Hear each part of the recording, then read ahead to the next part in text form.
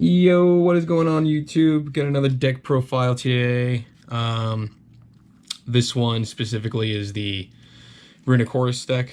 I mentioned in the first video that this is what I consider my competitive deck. I plan on bringing these, if and when I do, down to like regionals and things like that. I've been playtesting the hell out of this deck ever since the announcement of Horus. I've been doing it for months, and the combination of Runic and Horus, in my opinion, is probably the best. Just because it just sets up so many. I mean, you got Fountain, you have King Sark, you got Canopic, and other cards in there as well that are gonna want to make the opponent basically try to get those off your field. And obviously, with the Horus cards, anytime that happens, they go live. And there's just so many cards in here that just forces that out, and forces that interaction to happen. But let's get into it real quick. The obvious 2 Fountain. They're always going to aim for that. Do something, whether it's Ghost Ogre, MST, Cosmic, any of those, go for it. As long as I have some Horus cards, go for it. No problem. 3-tip. Standard. 3 curses, 3 flashing fire, 3 destruction, and then obviously the 3 slumber. That's those.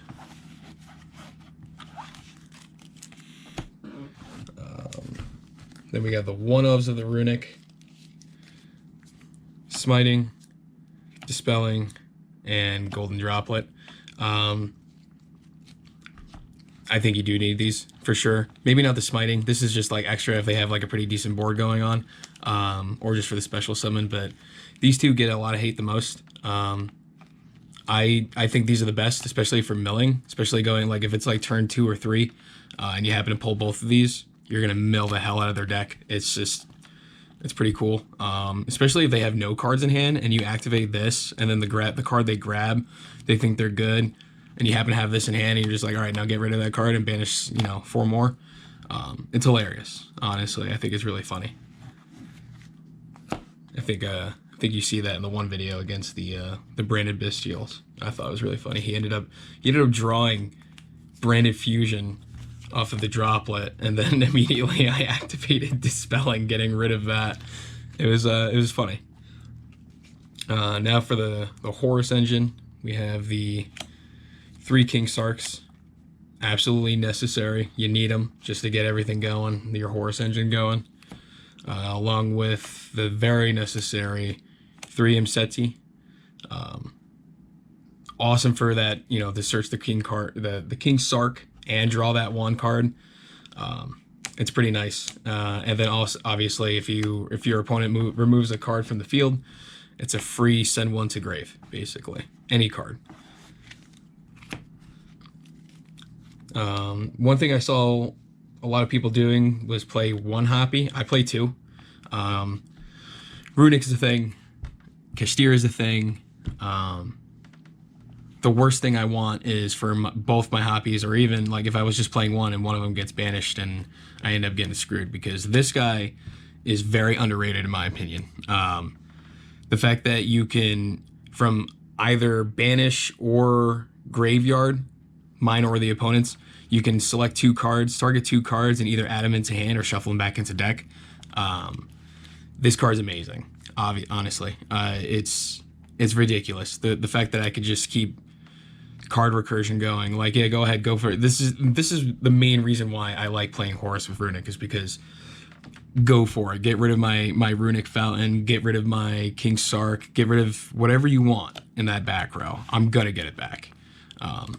And then even if it's something not as important, let's say I have like SP Little Knight or another extra deck monster in the hand, or even like Coach King, I'll bring that up too. Coach King, I can shuffle him back or add him back to my extra deck, and then I can bring him out and get those draw 3 again.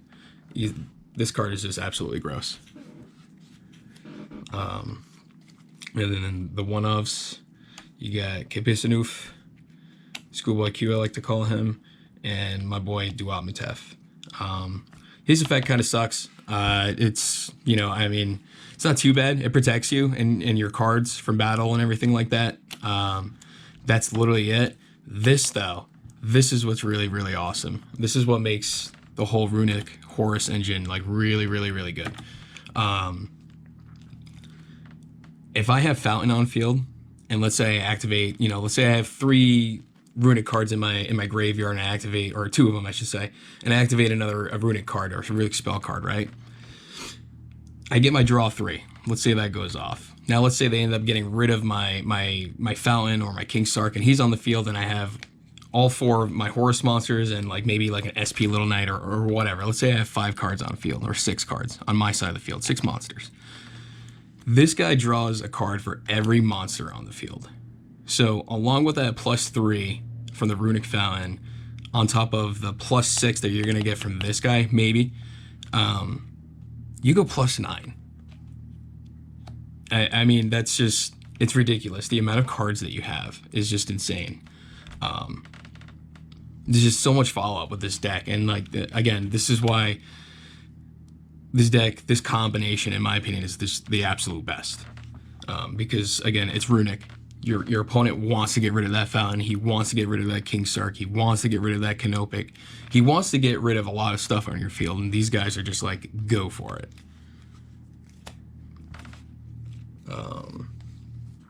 2 Canopic. You really don't want 3. 2 is more than enough. I might cut this down to 1, but I'm not 100% sure, because this card is just really, really good. Especially like if I get this onto the field by using King Sark's effect, if I have it in my hand. If I have this back on my field, and let's say I have all my Horus monsters on the field and they activate Cosmic or MST or Harpy's Feathers, Duster, or whatever, I can change this, bring out Hoppy, and then on resolution, Hoppy's effect, grab whatever cards that I need that are very important. Stupid, stupid card. Now, non-engine, Spellbook Magician, just to get, obviously, these guys. You know, what I like to do is if I open with this, and I don't have either, I open with this, search for that. Hopefully they don't have Droll. Search for this, just to get it out of the deck, because I obviously won't need it, and then activate this to search for this, get rid of him, draw 2 cards. A lot of this is just drawing cards. Super fun card. Card Scanner. This is really fun. Just keep recurring the tip or any Runic card, but your main target is going to be tip every single time, because you're going to want to put tip on the bottom. This card, both you and your opponent, you call a card spell, monster, trap. It has to be that card. You add it to your hand. If it's not, it goes right to the top. So even if you're wrong, and let's say it's like a Imseti or whatever, like, I know I'm going to have follow-up. It's going to be, this card's really fun. Called by, because Droll. I could care less about an Ash, honestly. Sometimes. I've bricked once so far, and that was it was against Tierlemans, and I still ended up winning that game. And then the final 3 effect reelers. That's it. And then we'll get into our side deck. Side deck is pretty standard. I'm still playing around with it. This isn't final at all. It's just mostly staples at this moment. 3 Droll.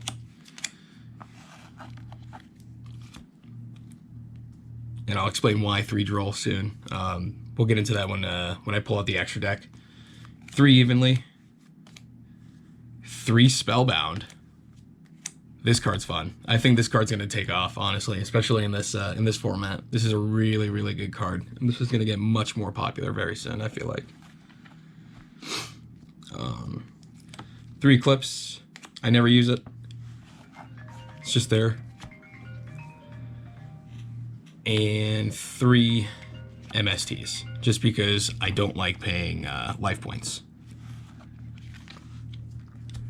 On the other hand, though, I have something in the extra deck that will do that. Will make, hopefully, if I do it right. Again, this isn't Also, this is also not 100% final. I probably use a quarter of this deck, honestly. I barely touch any of the other ones, the most important ones. And you'll see why, too, why I'm playing it at the moment. I'm going to up them, and I'll explain right now. One Hugin, one Sleipnir, and one Mugen. Reason why I only did one of each is Hoppy. When she banishes herself, and let's say something else happens, the card leaves the field, and I happen to have Hoppy on the field, I can bring her right back. And same goes for all of them, honestly. That's the reason why. I'm most likely going to change this to 3, and this one to 2. But that's about it. That's as far as I'm going to go for changes.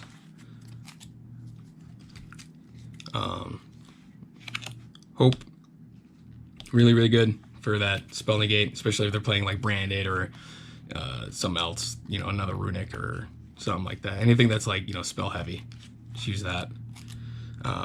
Coach King, this is the best. So the reason why I have the effect failures and like the drolls and whatnot is because of his effect, especially going like, you know, if it comes down to time, his effect is awesome. If you happen to, you know, draw a monster, burn for 800, and it's not once per turn, it's 3 times per turn, and let's say you happen to draw 3 monsters, that's a lot of damage. One Typhon, he's alright. Dingarasu, really good for back roll removal if I need it, but most of the time I'm not bringing him out. Number 23, Lancelot. Don't use them. Number 107, don't use it. Don't use it. Honestly, I don't use these. I just don't. I don't go into battle. This is more for my Therion package. These are just here just to be here. I don't use them. Last 2, Underworld Goddess.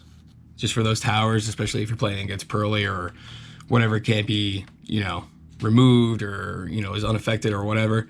This is really good. Very easy to set up and get going with the Horus engine. As long as you have King Sark, you just summon them all and then just be like, take that away. Really, really good. And of course, SP. Awesome card. Ridiculous that's a generic Link 2. This is gonna get banned soon. It has to. This is just absolutely ridiculous. But yeah, that's pretty much it. Hopefully I explained what I need to explain to you guys, so you guys got the idea of like why I chose these cards and these combinations and everything like that. If you have any questions or anything, obviously please leave a comment. But let me know. Let me know what you think. I really suggest playing it. It's super, super fun, super, super toxic. No one likes Runic. And especially no one likes Runic when, you know, it's a gamble to get rid of, you know, any of those cards or to pop them off of my field, especially with the Runic, because I just punish you basically. But definitely give it a shot. Let me know. Other than that, give me a like, follow, subscribe, all that good stuff. And I'll see you around.